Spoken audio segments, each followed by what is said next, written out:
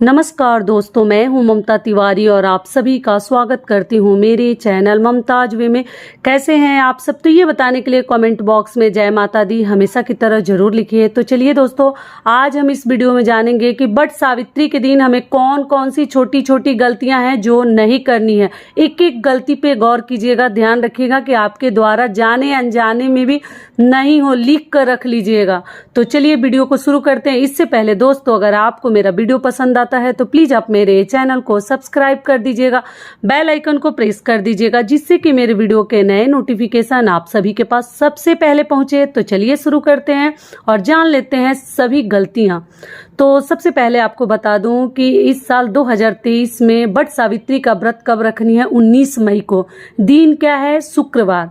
ठीक है, इस बात का आप लोग ध्यान रखिएगा। गुरुवार को बाल धोने के लिए आप लोग पूछ रहे थे, तो गुरुवार के दिन आप लोग बाल धो लीजिएगा, मतलब सूर्य उदय से पहले, सूर्योदय से पहले बाल धो लीजिएगा। लहसुन प्याज की बातें लेकर आप लोग कह रहे थे, तो देखिए एक दिन पहले जो है, किसी भी व्रत के पहले नहाए खाए होता है, तो उस दिन हमें लहसुन प्याज खाकर व्रत नहीं रखनी चाहिए। तो आप क्या कीजिएगा कि बुधवार को अगर धो सकते हैं तो धो लीजिए, या आप गुरुवार को भोर में धो लीजिएगा, मतलब सूर्य उदय से पहले, जो कि बता चुकी हूँ, एक वीडियो भी डाल चुकी हूँ, आप लोग ध्यान रखिएगा। ये भी क्लियर हो गया। और उसके आगे आप लोग लहसुन प्याज मत खाइएगा।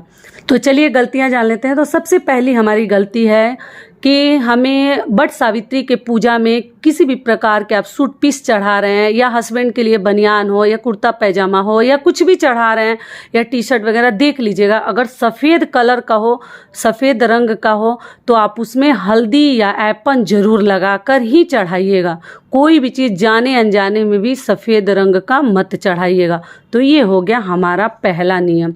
ठीक है, दूसरा नियम क्या है कि अमावस्या के दिन हमें कभी रुई नहीं छूनी चाहिए। अगर आप बट सावित्री का व्रत रखे हैं तो आपको कभी भी रुई का, मतलब आप लोग ध्यान रखिएगा कि रुई आपके हाथों से टच ना हो। आप लोग बोले हैं छोटा बच्चा है दीदी, तो बच्चे को दूध पिलाना पड़ता है, तो रुई के बिस्तर पर सोकर ही पिलाते हैं। तो कोशिश कीजिएगा कि मतलब बच्चे तो बचाइएगा, लेकिन मान लीजिए अगर मजबूरी है कुछ सोने में तो आप लोग देख लीजिएगा, लेकिन रुई का कम से कम आप लोग बाती मत बनाइएगा, इस बात का ध्यान रखिएगा। तो ये हो गया हमारी दूसरी गलती।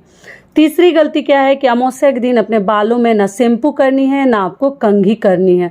कंघी करनी है बिल्कुल हल्का फुल्का, बहुत तोड़ तोड़ के बालों को कंघी ना करें कि बहुत सारे बाल टूटे, जो कि आपके लिए बिल्कुल शुभ नहीं है।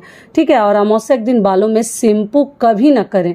एक दिन पहले ही बाल वगैरह धोकर आप लोग स्नान कर लीजिए। तो ये हो गया हमारा तीसरा नियम। चौथा नियम क्या है कि अमावस्या के दिन कभी भी आपको चावल का सेवन नहीं करनी चाहिए। ध्यान रखिएगा, बट सावित्री व्रत में चावल नहीं खाते हैं, और न चावल का दान करनी है, न चावल का सेवन करनी है। दो अनाज कभी ना खाएं। ठीक है, खीर पूड़ी वगैरह ना खाएं, वो गुड़ का हो या वो दूध का हो, देख लीजिएगा। और आप कोई भी, मतलब आटे से ही बनी हुई कोई भी चीज़, मीठी चीज़ आपको व्रत के दिन खानी चाहिए, इस बात का ध्यान रखिएगा। पांचवी महत्वपूर्ण चीज क्या है कि आप सूर्यास्त से पहले आपको, जैसे अनाज खाते हैं बट सावित्री में एक समय भोजन किया जाता है, मीठा भोजन, तो सूर्यास्त से पहले कर लीजिएगा। 4 बजे, 4:30, 5 बजे के अंदर में ही कर लीजिएगा। ऐसा ना हो कि शाम हो रहा है उसमें आप जो है भोजन करने लगे। तो ये गलती आप लोग कभी मत कीजिएगा, और सूर्यास्त से पहले कोशिश कीजिएगा कि आप लोग खा लें। ये भी क्लियर हो गया। अगला महत्वपूर्ण नियम क्या है? छठा जो है कि पति के हाथों से कभी सिंदूर मत लगवाइएगा। किसी भी सुहाग के व्रत में आप लोग गलती से सिंदूर वगैरह पति के हाथों से लगवाने लगते हैं, तो इस बात का ध्यान रखिएगा कि सिंदूर कभी पति के हाथों से नहीं लगवाते हैं। शादी के समय ही लगवाया जाता है, और उसके बाद एकदम अंतिम समय में, वो भी बहुत भाग्यशाली लोगों को लगता है, तो कभी इस प्रकार से न लगवाएं। अगला महत्वपूर्ण नियम क्या है कि बट सावित्री पूजा में सावित्री माता की, देवी की प्रतिमा, फोटो आप लोग जरूर पेड़ के ऊपर, वृक्ष के ऊपर जरूर बनाइएगा। ठीक है, और बनाकर आप लोग पूछे हैं कि दीदी हम लोग सिंदूरा से सिंदूर कब लगाएंगे? तो आप सिंदूरा से सिंदूर घर से भी लगा कर जा सकती हैं, या उनको लगाकर भी आप लगा सकते हैं। जो प्रतिमा हम बनाएंगे उनको भी सिंदूर लगाकर आप लोग सिंदूर लगा सकती हैं। ये भी क्लियर हो गया। अगला महत्वपूर्ण नियम क्या है कि आप जब फेरी लगाने जा रहे हैं तो आप लोग पूछते हैं कि दीदी अगर मंदिर अगर है तो क्या हम मंदिर में पहले पूजा करें या पहले फेरी लगा कर आएँ। तो जितना जल्दी हो जाए, जितना सुबह आप कर लें, ऐसे में पूजा का शुभ मुहूर्त डालूंगी, लेकिन जितना ही सुबह आप कोशिश करें कि पूजा करके आ जाए, मतलब फेरी वगैरह लगाकर। भीड़ बहुत अधिक हो जाती है, ध्यान रखें। जितना ही सुबह कर लेंगे उतना ही धूप से बचे रहेंगे, हर तरीके से आपका कार्य सही ढंग से हो जाएगा, कहीं कुछ जलेगा नहीं तो आप लोग कहते हैं दीदी इधर उधर अगरबत्ती धूप बत्ती लग जाता है, दिया से जल जाता है, कुछ सामान छूट जाता है। तो ध्यान रखिएगा, ज़्यादा फैलाइएगा मत। जो जिन चीज़ों में करके ले गई हैं उसी में कोशिश करें कि वहीं पे थोड़ा सा ही जगह में पूजा पाठ कर लीजिए। और फेरी लगाने के बाद जब आप वापस आते हैं तो अगर कोई रास्ते में मंदिर वगैरह पड़ता है किसी भी देवी देवता का, तो कभी मंदिर को छोड़ कर ना आए, पाछ डाल के ना आए। जरूर मंदिर में पूजा पाठ करके ही आपको घर वापस आनी चाहिए, ठीक है। अगली गलती क्या है जो हमें नहीं करनी है, आने के साथ आपको पति पूजन तो करना ही है, मतलब पति घर में है तब।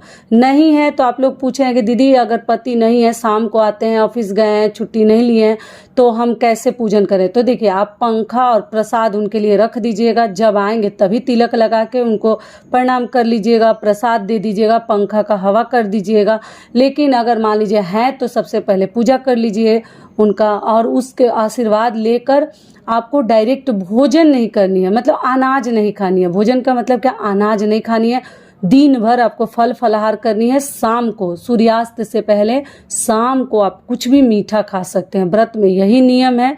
लेकिन अगर केवल आप लोग फल पे रखते हैं तो आप लोग देख लीजिएगा, कई लोग हैं कि केवल पूजा पाठ करके भोजन नॉर्मल करते हैं। तो ये सब आपके घर के रीति रिवाज के अनुसार आप लोग कीजिएगा। लेकिन व्रत कैसे किया जाता है वो मैं बता दूं कि पूरे दिन फलाहार पे रहते हैं और शाम को 4:30 बजे या 5 बजे तक हम लोगों को कुछ भी मीठा खा लेनी चाहिए। तो आप लोग इंतजार मत कीजिएगा कि पति आएंगे तभी हम खाएंगे, व्रत खोलेंगे, ऐसा कुछ नहीं है। फलाहार आप लोग कर सकते हैं, जब ही पति आते हैं। जिनके दूर हैं वो कैसे करेंगी, तो इसलिए आपको इंतजार करने की जरूरत नहीं है। जो प्रसाद है वो रख दीजिएगा, और जिनके दूर हैं वो ड्राई फ्रूट्स वगैरह रखेंगी, चढ़ाएंगी, और वो पति के लिए प्रसाद बचा कर रखेंगी और पंखा बचा कर रखेंगी। ऐसा नहीं है कि पति जो हमारे नहीं है तो दूसरे को झेल दिए। आप पंखा जो हवा करना है उसको भी छुपा कर रख दीजिएगा, जब भी आएंगे तभी उनको तिलक लगाकर प्रसाद देकर और पंखा का हवा कीजिएगा। ये भी क्लियर हो गया। अगला महत्वपूर्ण नियम क्या है जो कि आपको नहीं गलती करनी है, कि उस दिन आपको बट वृक्ष को नुकसान नहीं पहुंचानी है, कभी नहीं तोड़नी है। आप मतलब इस बात का पक्का ध्यान रखिएगा, एक दिन पहले तोड़कर मंगा लीजिएगा, भूलिएगा मत। और बट सावित्री के दिन, अमावस्या के दिन आपको बट वृक्ष को तोड़नी नहीं है, किसी भी वृक्ष को आपको हानि नहीं पहुंचानी है, इस बात का आप लोग ध्यान रखिएगा। और पत्ता वगैरह का बात है तो चलो वो आप लोग ज़रूरत पड़ जाए तो तोड़ सकते हैं, या साफ सुथरा पत्ता गिरा है तो ना ही तोड़ें, पहले से ही सब करके आप लोग रख लीजिएगा। अगला महत्वपूर्ण नियम क्या है जो कि आपको गलती नहीं करनी है, ध्यान रखनी है कि प्रेगनेंसी में आपको फेरी नहीं लगानी है। इस बात का आप लोग ध्यान रखिएगा, गलती मत कीजिएगा। प्रेगनेंसी में आप लोग व्रत उठा सकते हैं किंतु आप फेरी नहीं लगा सकते हैं, ठीक है। फेरी नहीं लगाया जाता है पेट में बच्चा लेकर।